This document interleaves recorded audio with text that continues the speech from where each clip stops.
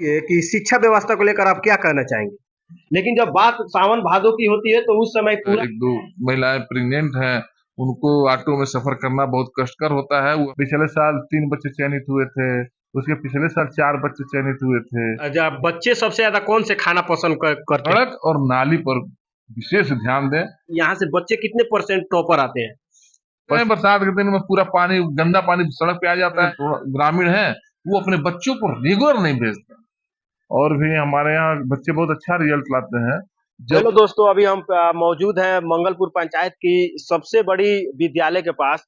इस ये विद्यालय में पहली क्लास से लेकर 12वीं क्लास तक की पढ़ाई की सुविधा है और यहाँ पे बच्चे दूर दूर से पढ़ने के लिए आते हैं। लेकिन इस जो स्कूल है, उस स्कूल की सबसे बड़ी समस्या जो है सड़क है। और इस स्कूल का मैं नाम बता देना चाहता हूँ कि ऊपर आप लोग देख सकते हैं, उस पर लिखा हुआ है कि राजेंद्र प्रसाद सिंह राजकीय उत्कृमित उच्चतर माध्यमिक विद्यालय बांसगांव, प्रखंड बगहादू, पश्चिमी चंपारण के अंतर्गत ये आता है। आप एक महोदय से, बच्चों से और गांव के लोगों से दैनिक प्रतिक्रिया लेंगे और जानेंगे कि आखिर इस समस्या क्या है। ये और यहाँ के जो जनप्रतिनिधि है उसके बारे में भी हम प्रधानाध्यापक महोदय से पूछेंगे। तब तक आप बने रहिए हमारे साथ। चलो, तो अभी हम मौजूद हैं प्रधानाध्यापक कक्ष कक्ष के बाहर और हम परमिशन लेकर अंदर चलेंगे और प्रधानाध्यापक सर से कुछ बात करेंगे। तो मे आई कम इन सर?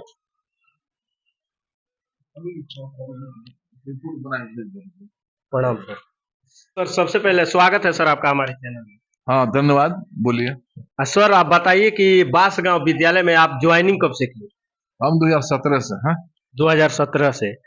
तो सर ये जो गांव की जो सड़क है, हाईवे से लेकर यहाँ तक के जो डिस्टेंस है 2 किलोमीटर का है, तो इतनी सड़क टूटी हुई है, इस पे आप क्या कहना चाहेंगे?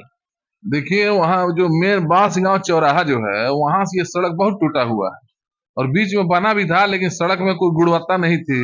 वो टूट गया है। हमारे बच्चे आते हैं, उनको बहुत चोट लग जाती है। बच्चियां आती हैं, उनको बहुत परेशानी होती है साइकिल से। हम लोग को यहाँ से मतलब 1.25 किलोमीटर की दूरी है चौक का, और उसको आने में 5-7 मिनट लग जाता है बाइक से आने में।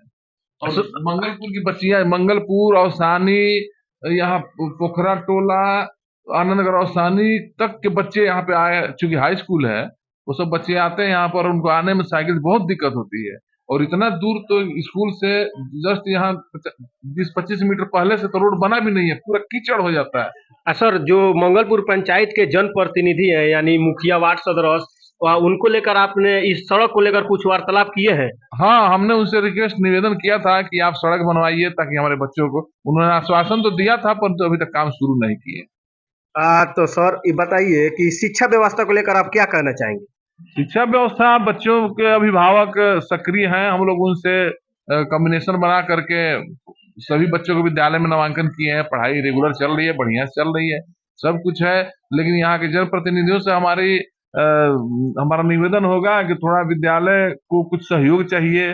जैसे मिट्टी की भराई कैंपस में नहीं है, तो हमने माननीय मुखिया से निवेदन किया था और बीडीओ साहब से भी बात किए थे कि मनरेगा सहित किसी अन्य मद से उसकी भराई करा देते, उसमें पानी लग जाता है, जिससे बच्चों को आने जाने में दिक्कत होती है बरसात के दिनों में। ये बताइए कि मौजूदा समय में इस विद्यालय में कितने शिक्षिका और शिक्षक हैं? यहाँ पर 21 तो कुल मिलाकर टीचर हैं। यहाँ पर बीपीएससी 1 से 12 तक 21 टीचर हैं, जो नियमित रूप से अपना काम बढ़िया तरीके से करते हैं। उनको सर इस विद्यालय में आने के लिए क्या क्या परेशानियां उठाना पड़ता है? उनको परेशानी है कि कुछ महिला शिक्षिकाएं हैं, वो जो बगहा रहती हैं, बगहा से आती हैं ऑटो से। उनको कुछ स्वास्थ्य संबंधी परेशानी है, उसमें से कुछ 1-2 महिलाएं प्रेग्नेंट हैं। उनको ऑटो में सफर करना बहुत कष्टकर होता है। वो हमेशा स्वास्थ्य संबंधी समस्या से जूझ रही हैं। कभी कभी तो ऐसा होता है कि वो बांसगांव चौराहे पर बारी डोरी चौक पे उतर जाती हैं, वहां से पैदल आती हैं। इतना हिचकोलक खाता है ऑटो और टूटा रोड के चलते कि उनको स्वास्थ्य संबंधी परेशानी हो गई है, डॉक्टर से दिखाना पड़ा है। तो अगर हमारा निवेदन होगा जनप्रतिनिधि से और गांव के सजग नागरिकों से कि वो लोग, सब लोग प्रयासरत करके आपस में तालमेल बना करके इस सड़क को ठीक करा दें, नाले ठीक करा दें, क्योंकि सड़क पर गंदा पानी लगता है जो हमारे स्कूल के बच्चों के स्वास्थ्य के अनुरूप अनुकूल नहीं है। तो जैसा कि प्रधानाध्यापक सर बोल रहे हैं कि जो इस स्कूल के पास जो सड़क आती है हाईवे से उतर कर यानी 2 किलोमीटर के जो रेंज है उसमें जो शिक्षिका है उसको भी तकलीफ होती है और जो शिक्षक आते हैं पढ़ाने के लिए उनको भी तकलीफ होती है। तो सर एक और सवाल है कि जो पहले रसोइया खाना विद्यालय में बनाती थी वो अभी जो एनजीओ द्वारा खाना वहां से बनकर आता है उसको लेकर आप क्या कहना चाहेंगे? बच्चे एक्सेप्ट करते हैं? उसमें उसमें हमको कुछ विशेष नहीं करना है, क्योंकि यह विभाग की बात है। सरकारी स्तर पर डिसीजन लिया गया है कि खाना एनजीओ के द्वारा आवे। पहले विद्यालय में बनता था, अब विभाग के निर्णय के अनुसार खाना एनजीओ से आता है। जब बच्चे सबसे ज्यादा कौन से खाना पसंद करते हम थे? यहाँ पे विद्यालय में बनता था, जाहिर है कि गर्म खाना, ताजा खाना मिलता था, तो बच्चे ज्यादा दिलचस्पी से खाते थे। एनजीओ का भी खाना आता है, कभी अच्छा आता है, कभी अच्छा नहीं आता है, बच्चे शिकायत करते हैं। सबसे बड़ी प्रॉब्लम है कि खाना ठंडा हो जाता है, और सुबह का भोर का बना हुआ या रात का खाना बना होगा तो यहाँ आते आते वो ताजा तो रह नहीं जाता है, तो बच्चे खाने में थोड़ा कभी कभी कम इंटरेस्ट लेते हैं। आता है, नियमित रूप से आता है, इसमें कोई दिक्कत नहीं है, लेकिन वही है कि थोड़ा बच्चा दिलचस्पी कम लेते हैं। तो सर सरकार से आप क्या रिक्वेस्ट करना चाहेंगे? सरकार से रिक्वेस्ट करेंगे कि इसका कोई सर्वमान्य और कुछ और बेहतर तरीका जो है, जैसे कि लोकल में यहाँ पे जीविका से बनवाते। हम लोग तो खुद विरोध किए थे टीचर से बनवाने का। हम लोग प्रधानाध्यापक खाना बनवाते हैं तो बहुत डिस्टर्ब होते हैं, पढ़ाई डिस्टर्ब होती है, हम लोग का अलग से एनर्जी लगता है किचन में, रसोईया घर में। तो अगर स्थानीय जीविका के माध्यम से, चाहे बीएसएस के माध्यम से अगर मध्याह्न भोजन बने तो बच्चों को ताजा खाना मिल जाएगा, बढ़िया खाना मिल जाएगा। इस गांव की महिलाएं अगर इसमें इन्वॉल्व होंगी तो वो बच्चों की सेहत और स्वाद से समझौता तो नहीं ही करेंगी, क्योंकि उन्हीं के घर के बच्चे पढ़ते हैं। तो हमारा मानना है कि अगर जीविका के माध्यम से खाना बनवाया जाए तो संभवतः सही होगा, बेहतर होगा। अच्छा, ये कि डेली डेली बच्चे पढ़ने आते हैं या नहीं आते हैं? डेली आते हैं बच्चे। किसी किसी कभी कभी क्या होता है कि गांव में लोकल पूजा हो गया, शादी बारात, शादी उदी हो गया, कुछ कार्यक्रम हो गया, जिससे कुछ बच्चे कम हो जाते हैं, तो हम लोग स्टाफ लोग गांव में जनसंपर्क करके अभिभावक से मिल करके सारे बच्चों को फिर से विद्यालय में लाते हैं। बच्चे नियमित रूप से आते हैं। अब वो पर्व त्योहार पे क्या होता है कि अब कभी 4-5 दिन की छुट्टी हो गई, 3 दिन की छुट्टी हो गई, स्कूल खुलने के बाद से पूरे बच्चे नहीं आते, कुछ कम बच्चे आते हैं, तो फिर से हम लोग को थोड़ा एक्स्ट्रा एफर्ट लगाना पड़ता है बच्चों को स्कूल लाने के लिए। सर पहली क्लास से लेकर 12वीं क्लास तक ये स्कूल है, तो आप इतना प्रेशर कैसे एडजस्ट कर लेते हैं? कोई प्रेशर क्या करना, क्या है, हमको सिर्फ नेतृत्व करना है, लीडरशिप करना है।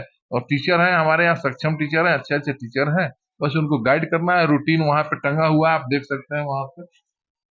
तो कक्षा ये 1 से 8 और कक्षा 9 से 12 का रूटीन अलग अलग वहाँ पे लगा हुआ है, और हर वर्ग में भी रूटीन टंगा हुआ है। इस रूटीन के अनुसार सभी शिक्षक क्लास में जाते हैं, पढ़ाते हैं। तो यहाँ के लोगों यानी स्थानीय लोगों का कैसा बिहेवियर है? उनसे कुछ विद्यालय को परेशानी है? कोई परेशानी नहीं है, बहुत सहयोग यहाँ के ग्रामीण जो हैं, अभिभावक हैं, वो बहुत सहयोग करते हैं, हम लोग मांगते हैं तो। और वो हर मौके पर हम लोग साथ खड़े रहते हैं, सहयोग देते हैं। बस थोड़ी कमी है, वो अपने बच्चों को रेगुलर नहीं भेजते। 4 दिन आता है तो 2 दिन नहीं आता है, और इसका कोई स्पष्ट कारण नहीं होता है कि बच्चा स्कूल नहीं गया, खेल रहा है।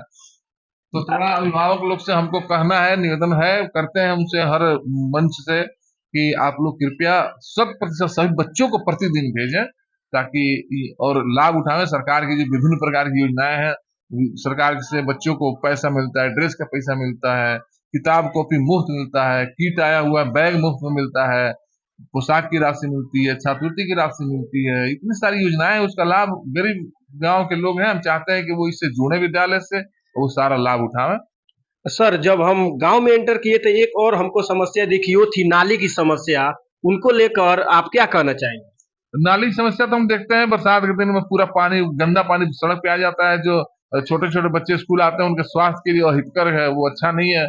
और हमने कई बार माननीय मुखिया से, चाहे बीडीसी से भी कहा कि इसको नाला सफाई पे करा दे, ताकि ये गंदे पानी जो आता है उसे बच्चों को छींटा उटा पड़ता है तो स्वास्थ्य के लिए अहितकर है, बच्चों की तबीयत खराब हो सकती है। तो हमारा आपके माध्यम से, आपके चैनल के माध्यम से हम जनप्रतिनिधियों से, सभी से रिक्वेस्ट करते हैं कि कृपया सड़क और नाली पर विशेष ध्यान दें, ताकि सफाई संबंधी, स्वच्छता संबंधी सारी योजनाएं सफल हो सके और बच्चे स्वस्थ रहें, गांव के लोग स्वस्थ रहें। सर, पश्चिमी चंपारण जो स्कूल का ये जो रैंक है, यानी यहाँ से बच्चे कितने परसेंट टॉपर आते हैं? पश्चिम चंपारण के रेशियो में जैसे पिछले साल इंटर की परीक्षा हुई थी, तो इंटर की परीक्षा हुई थी तो हमारे यहाँ का इंटर में कॉमर्स में एक बच्चा जो था वो तीसरा या चौथा पोजीशन लाया था, जिसे माननीय जिला पदाधिकारी महोदय ने पुरस्कृत किया था बुला करके जिला में। और भी हमारे यहाँ बच्चे बहुत अच्छा रिजल्ट लाते हैं। जब यह स्थिति तब थी जब हमारे यहाँ पर्याप्त टीचर नहीं थे। अब पर्याप्त टीचर है तो आगे आने वाले दिन बहुत अच्छा रिजल्ट आने वाला है हम लोग के स्कूल का। हम लोग प्रयास करते हैं यहाँ से वो जो नेशनल स्कॉलरशिप होता है कक्षा 8 के लिए, उससे भी पिछले साल 3 बच्चे चयनित हुए थे, उसके पिछले साल 4 बच्चे चयनित हुए थे। इस साल भी परीक्षा हुआ है। भगवान की कृपा होगी तो इस बार भी कुछ बच्चे चयनित होंगे। हम लोग अपने स्तर से मेहनत कर रहे हैं, हमारे सारे स्टाफ और बच्चे भी कुछ हैं लगनशील हैं जो करते हैं, हम उनको पूरा आगे ले जाने के लिए। लेकिन यहाँ पे जो है ग्राउंड नहीं है पर्याप्त जगह में। खेल कूद करने के लिए एक वहाँ पे फील्ड है जहाँ पे बच्चे खेलते हैं। उस पे बहुत कोई बड़ा गेम क्रिकेट या फुटबॉल तो नहीं हो सकता है, लेकिन वॉलीबॉल बैडमिंटन वगैरह होता है, बच्चे भाग दौड़ खेल लेते हैं। और चूंकि यह सीआरसीसी विद्यालय भी है यहाँ पे, इसके अधीन 8 स्कूल है जहाँ के बच्चे भी यहाँ पे खेलने आने वाले हैं मसाल का आश्रम के तहत।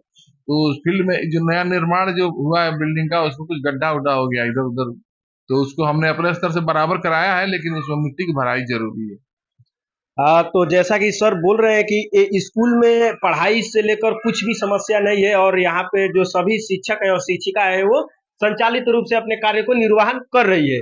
लेकिन जो मेन प्रॉब्लम है वो ये है कि यहाँ की जो सड़क है वो सड़क को लेकर बहुत बड़ी समस्या है, क्योंकि अभी तो सुखरक का दिन है तो ज्यादा परेशानियों का सामना नहीं करना पड़ता है।